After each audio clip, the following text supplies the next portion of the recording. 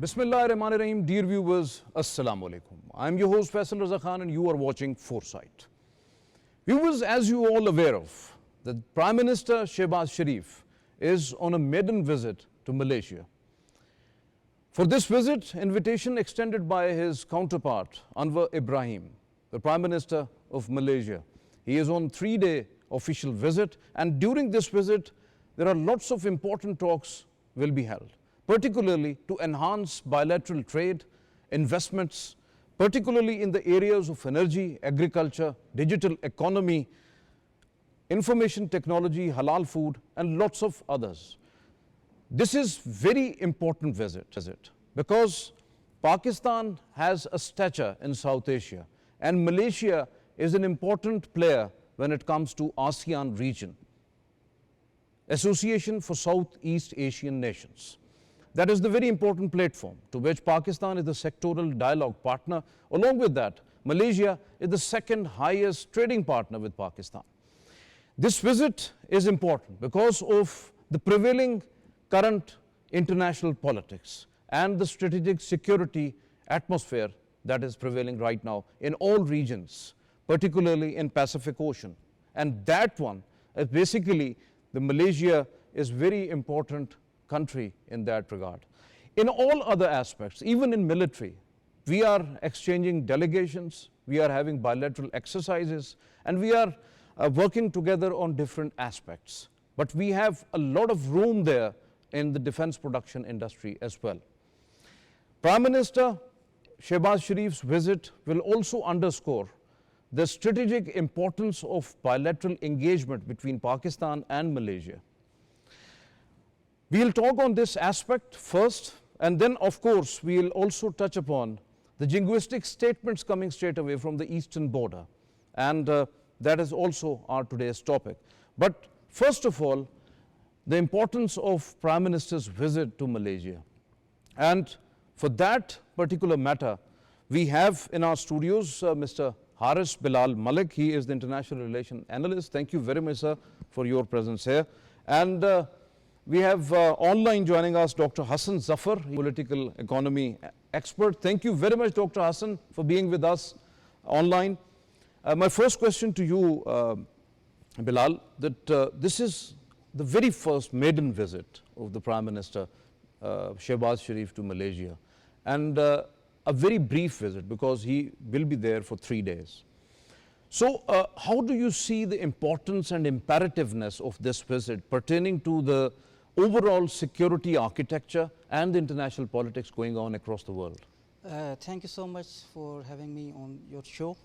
I think the timing of this visit is very important. It's very significant. It cannot be better than this because we see from since the last few months, our Prime Minister Shehbaz Sharif, he's very active at the diplomatic front. No doubt about that, yes. He's active in the Islamic world, the Arab world, with our other partners and friends, including China and even United States. So Malaysia, Pakistan has a very historical relations that goes back to 1957 when both countries established diplomatic relations. Since then, the relation has evolved with very key achievements have been made.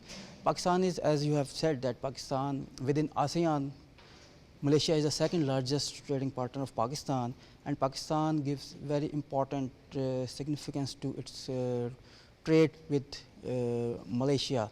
Now, so you are talking about trade. So Pakistan-Malaysia trade has actually crossed at least $1.5 billion, though it has a lot of potential to enhance, but still it's hovering around annually $1.5 billion.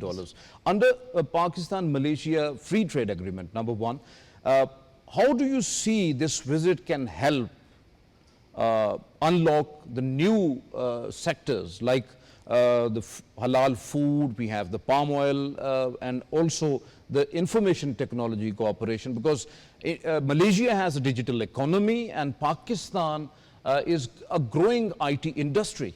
So how do you see the mutual cooperation when we have also the Malaysia-Pakistan Comprehensive Economic Partnership Agreement, that MPCAPA? So how do you see in that framework how can we enhance our trade and bilateral cooperation?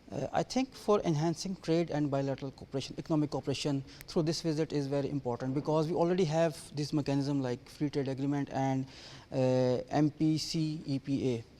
But the trade potential, there is a lot of trade potential between two countries, because as of now Pakistan's major exports to Malaysia are textiles or some other products, whereas from Malaysia Pakistan imports palm oil, electronics and other things. But there are still many avenues in trade on which both countries can cooperate and can make further enhance their bilateral trade. In this regard, I think the current visit of Pakistan's Prime Minister Shehbaz Sharif to Malaysia is important, and I hope there is some new agreements, or at least some memorandum of understandings are. There are lots of agreements are going to be signed as well. So your point well taken, Haris.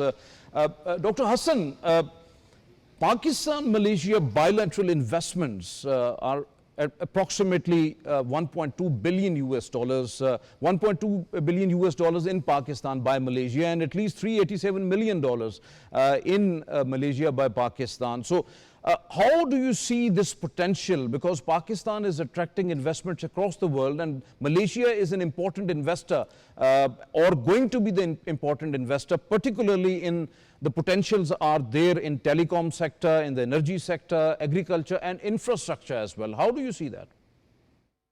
Thank you very much, Faisal, for having me on your show. It's a good news that Pakistani Prime Minister is in Malaysia. Why? Because of the importance of the rather evolving importance of the ASEAN nations. Let's not forget that the Chinese President Xi Jinping, he made his important visit to the ASEAN nations some maybe 2 or 3 months ago, because this is a time when we are all witnessing recalibration in geopolitics. New alliances are coming up, new ties are being established. So I would like to look at this visit in the context of this recalibration in the regional politics. Now, the question of investment in Pakistan. Pakistan is, of course, a very attractive country for investment, not only for its geopolitical location.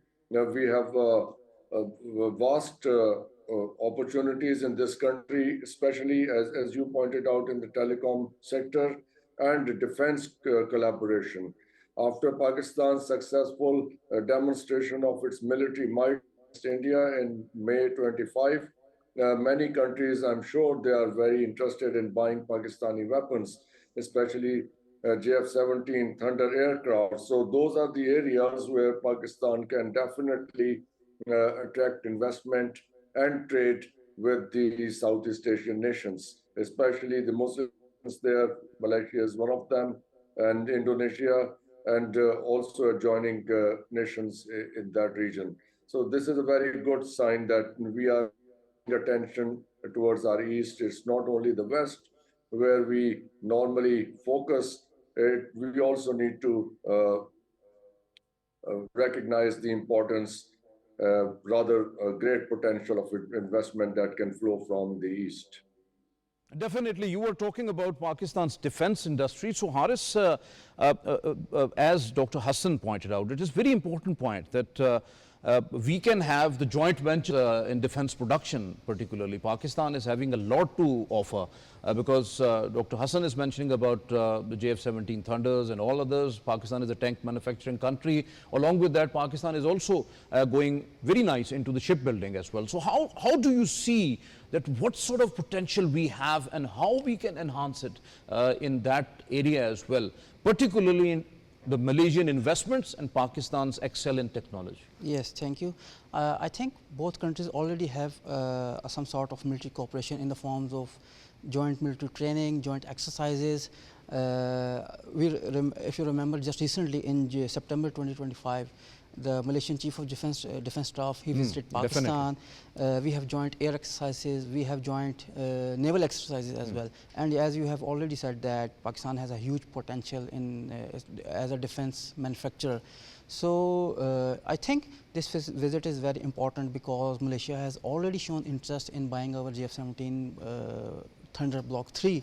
And Pakistan, apart from that, Pakistan in training, Pakistan can also offer the Super Mashak aircraft for Malaysian Air Force. Definitely, for training purposes and all that, yes. And also, I think both countries have a very appropriate understanding of military cooperation, but I think they need to further enhance their investments, joint trainings, and procurement as well, while Pakistan can supply defense equipment to Malaysia.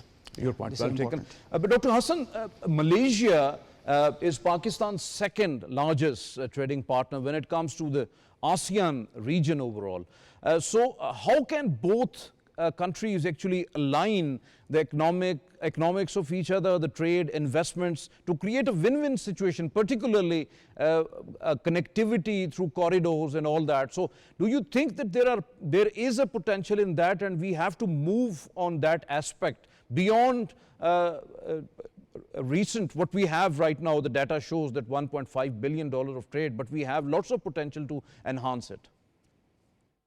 Yes, Faisal Saab, this is very important because the world has already recognized, and I'm sure there's growing awareness of Pakistan's geopolitical location.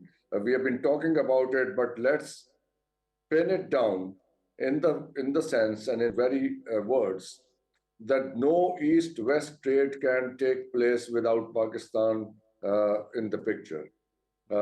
If any ASEAN nation, they want to develop trade ties, trade links with the West, Pakistan is in the middle. You have to take a trade route via Pakistan. So I think when this thing becomes very, very clear to not only to the Western trading partners, but to the Eastern, Pakistan should be in a very good position to attract investment within Pakistan in terms of infrastructure, because if you want to take use Pakistan as a trade route or a gate to the West or a gate to the East, if the trade is flowing from there, then these countries should be encouraged to invest in infrastructure like railways and road networks and other means of communication. And along these this infrastructure, we have a great opportunity of developing tourism. So trade and tourism, this appears to be the future of Pakistan. And alongside this, we can encourage small industries, and we already have a very good, sizable and medium enterprises. So these are the areas where we should be trying to attract the investment of these countries in agriculture, trade, and tourism. I would vouch for these three areas in which Pakistan's future economy lies. On IT, information technology exports are actually exceeding $3 billion. So Malaysia is also an advanced digital economy. Can this Prime Minister's important visit is going to pave the way for technical cooperation and partnerships along with the startups and startup exchanges, and having the joint ventures, particularly when we are talking about agriculture technology to Pakistan, because Pakistan has a Green Pakistan initiative. So how do you see the cooperation aspects in technology and information technology, particularly in agro industry and technology? Is this for me, Faisal sir? Yeah, this question is directed. Okay. Zahid Mahmood sir is with us. Well, okay. If you want me to answer this very quickly, I had the opportunity of speaking to an agricultural expert from Malaysia last year. He found tremendous growth in technology. So if agricultural technology is developing In countries like Malaysia, Pakistan should definitely benefit from it. We have to move very, very fast from the old methods, old seeds, old ways of agriculture to the modern agriculture. We have plenty of land, plenty of resources, and we have to pay attention to enhancing the per acre yield of our fields. So I think in that area, uh, Malaysian expertise can be very, very helpful for Pakistan. Yeah, definitely. Thank you very much. Dr. Hassan Zafar was with us, and thank you very much for your presence online. Haris, when we are talking about Pakistan-Malaysia relations, there are lots of other aspects like the regional issues, and also right now Muslims are suffering hard when it comes to rather it's Palestine, rather it's Kashmir, rather it's Rohingya issue. Rohingya is again an issue which is there in the ASEAN region. So how do you see that aspect? Because at these issues there would be a substantial talks between Pakistan and Malaysia as well. Thank you. I think both countries have a lot of convergences on these issues at diplomatic and political level. Malaysia has also supported Pakistan's principal stance on the most important issues, Kashmir, likewise on other issues related to them like the Palestine, Gaza issue recently and Rohingya. Both countries have mutual understanding of each other's sentiments, each other's we have seen lots of cordial meetings there in the, at place. the sidelines of the United Nations General Assembly as well. Exactly. So I think with this visit, this mutual understanding will further enhance, especially given the fact that the current situation in Gaza, the Palestine issue is one of the most burning issue right now at the international level, and Pakistani Prime Minister being very active, proactive at the diplomatic front. I think his visit to Malaysia is important, and both countries will further enhance their mutual understanding of definitely. Your point well taken. Viewers, you all know that this visit has a pivotal importance when it comes to the bilateral relations and when it comes to the regional cooperation in between Pakistan and Malaysia, because this is not limited to the bilateral ones, because Malaysia is an important player when it comes to the ASEAN region. So we have bit by bit we have got into this important visit of the Prime Minister Shehbaz Sharif. Here we take a short break, and soon after we will have the second topic.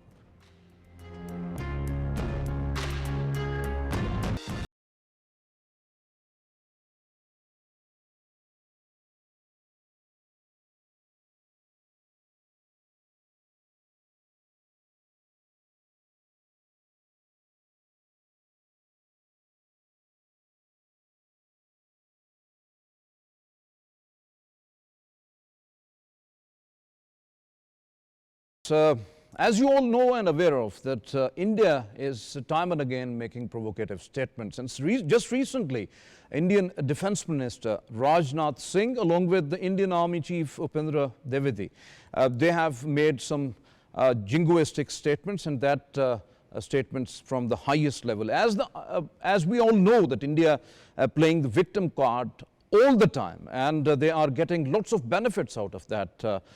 They are stoking violence, they are perpetrating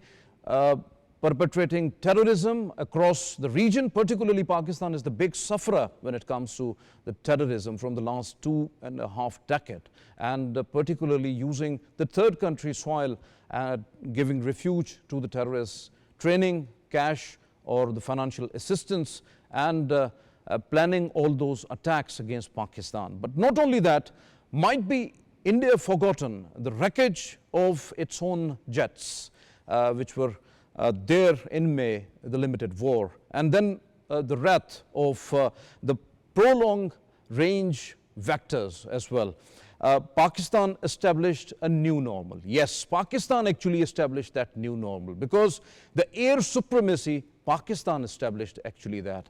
And then when it comes to the ground dominance, Pakistan actually established that. And when it comes to the maritime dominance, Pakistan actually established that. But when Pakistan Navy was there, their INS Vikrant was in Karwar, their naval station or the naval base. as ISPR just yesterday issues a statement, the military statement, that statement tells us clearly and tells India actually clearly that if India talking about erasing Pakistan from the map, erasure will be mutual, and that is no doubt about that. Pakistan will strike right in the heart of India, right deep into the Indian territory, and that whole myth of Indian hegemon will be ended. So India has to think about it.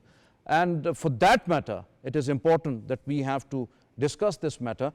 And we have in our studios, Haris is here. And online joining us, Maj Gen Retired Zahid Mahmood. He is the defense and the security expert. Thank you very much, Maj Gen Zahid Mahmood. My first question to you, Zahid Sahib, is India deliberately fabricating a new pretext for aggression against Pakistan, forgetting what happened in the limited war in May 2025, particularly the wreckage of its jets and Pakistan's military dominance at the ground? So how do you see these statements coming straight away from the Indian defense minister and their army chief?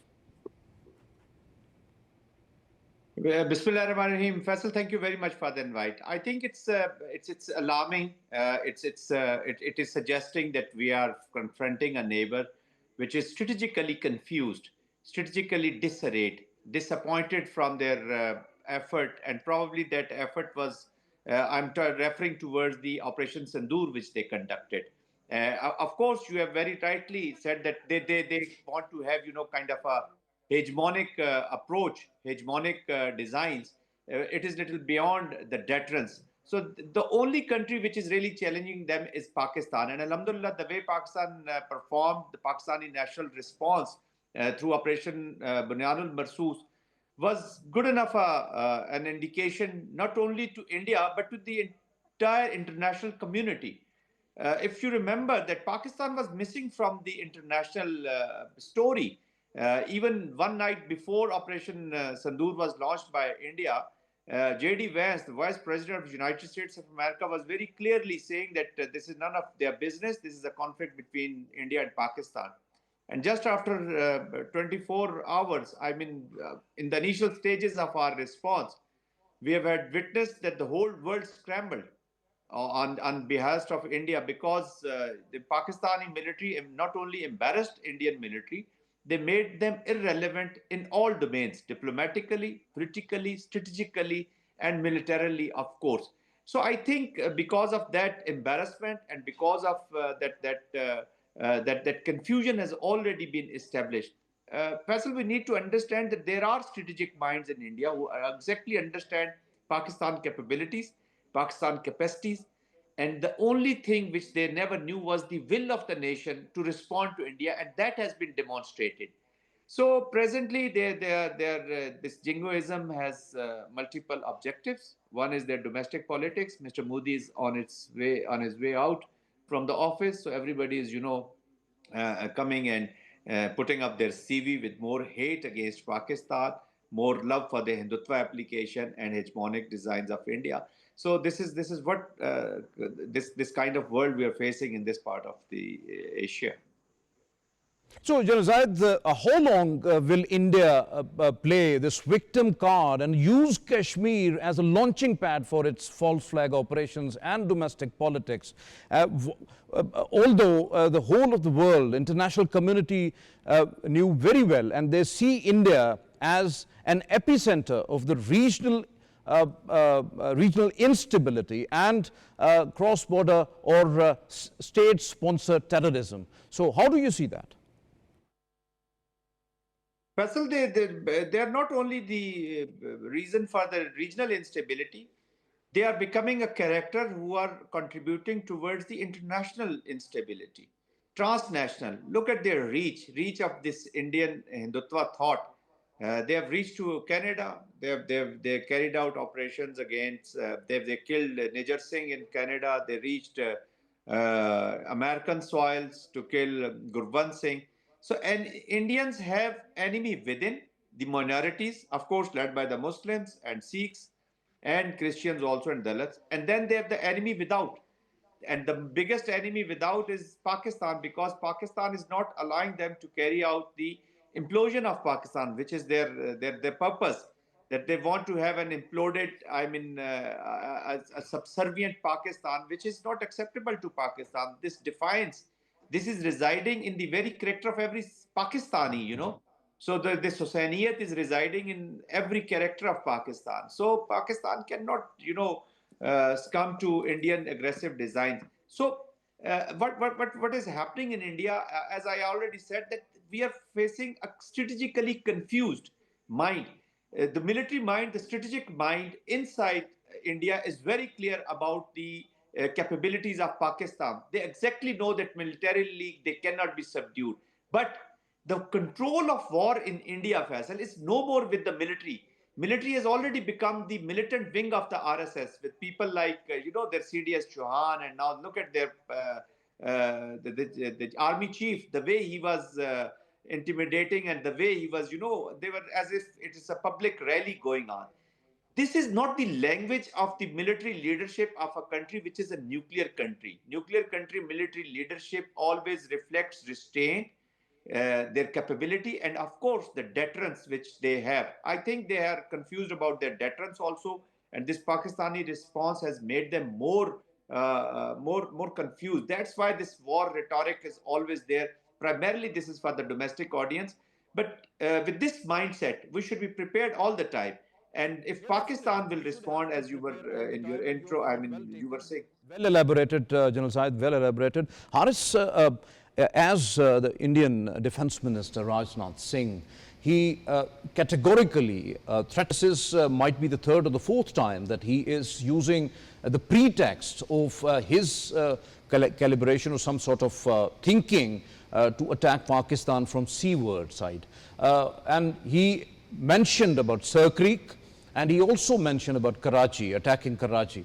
So how do you see? Earlier he was mentioning about that this time Indian Navy would take initiative. So how do you see that? Do you think that, or sensing something, any sort of a new category of the false flag operation from the international border rather than to be in Kashmir? Because earlier on they were using Kashmir as a stage to launch these attacks. Do you think that a pre-postured or calibrated or something like a pre-designed type of false flag operation once again at the international border, and by using that pretext, launching attack on Pakistan? Do you think that India has some sort of a thinking like that? I think this statement from the Indian Defence Minister is very irresponsible and reckless, because as General Zahid has already mentioned that when you are a nuclear state, you should be very responsible while giving such statements. But since if we analyze since Modi is in power, as long as there is... But all of the world knows how responsible India is actually, irresponsible. The nuclear debate has become a debate of political rallies. Yes. If you go back to 2019 elections, the nuclear signaling was clearly evident. If you go back to the latest election, it was also done. So now coming towards your point, they are always using Pakistan as an election stunt. As an election stunt. Yes. But I think now the world has realized that it's a stunt. It has nothing to do with their strategic thinking. And at a domestic level, I think this is still a very dangerous precedent, because just yesterday India was celebrating the 100 years of RSS, of formation of RSS, and now Defence Minister giving such statement, their army chief, their air chief giving such irresponsible statement and threatening Pakistan. I think your point is still, I agree, it's valid that this time India might think to launch a might think to take a misadventure. I would call it a misadventure from the maritime route. They might plan a false flag operation in the Sir Creek. So I think this is very dangerous and very concerning. Definitely it is, but Pakistan's armed forces are ever ready for any sort of a response if India opt for any sort of a misadventure. General Zahid, when we're talking about these or going through these statements, if India talks about erasing Pakistan as both of the statements actually depicts, whether it's Rajnath's statement or it's Indian Army Chief statement. ISPR categorically said that if so, it ready to face, it must have to be ready to face the mutual error. And knowing Pakistan's response will be very swift, very hard, very decisive, and very deep inside Indian territories. So how do you see, despite India knows that Pakistan is also a nuclear power, so why such statements are straight away coming from India? There are 2-3 reasons for this, Faisal. First of all, please don't consider them as the military leaders who are making these statements. Military leaders, they don't make statements. It's the political leadership pursuing the political objectives of the state. Military leaders are supposed to be talking to their men, preparing them for the war. But they are not military leaders of Indian military.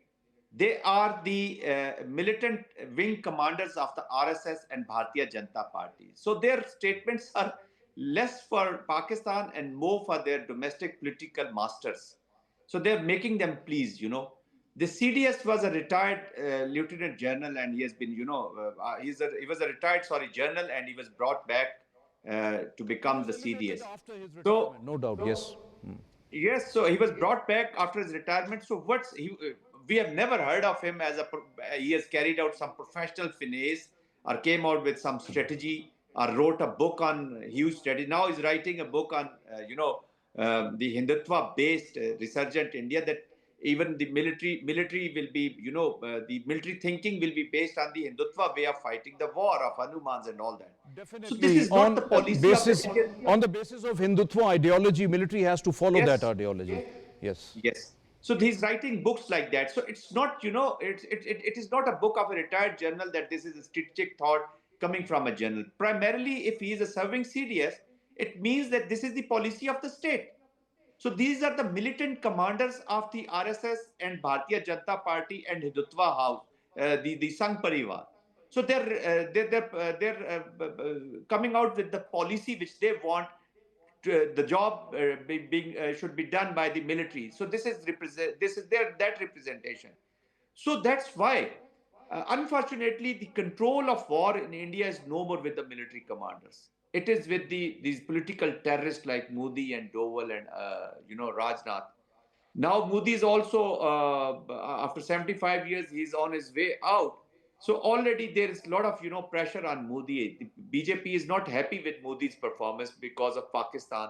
The way he claimed, but he couldn't do anything. They're looking for a more worse leadership who can come out with more strong. One important question that is now the linchpin, because we have an unstable country at our east. That is the open nuclear black market right now. That is the country which is smuggling arms, which has instability in several states. Several separatist movements are going on in India. Then we are talking about that their military leadership is now aligned with the Rashtriya Swayamsevak Sangh or with Bharatiya Janata Party. And there are lots of Hindutva ideology and extremist thoughts are prevailing within the military.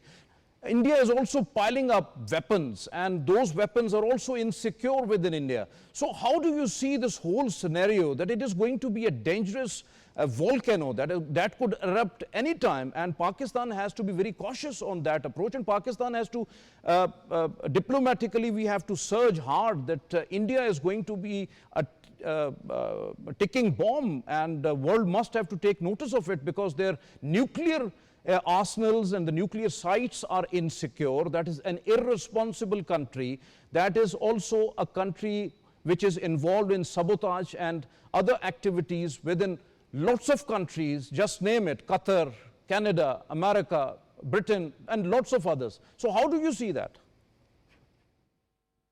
Exactly, Faisal, I think you have very rightly pointed out as far as this nuclear irresponsible state India is concerned. That's the Pakistani diplomacy, and Pakistani leadership will have to a key role, because they have to make the international bodies like IAEA and international players that this is a irresponsible state in all means. Look at the strategic construct of this state.